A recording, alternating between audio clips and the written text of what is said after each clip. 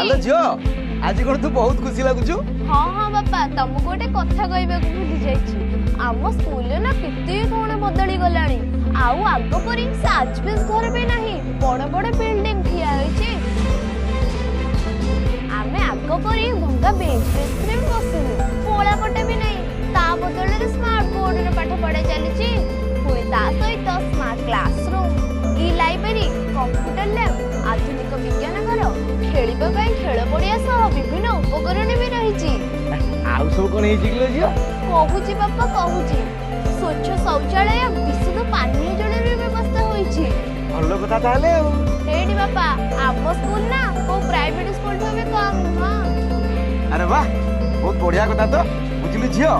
हम नवीन बाबू को हम सरकारी स्कूल रूपांतरण मिशन हम पिला मन को बहुत खुशी दउछि खाली मु कहीं आपण माने भी आसो आम पिला मानकर खुशी को द्विगुणित करी।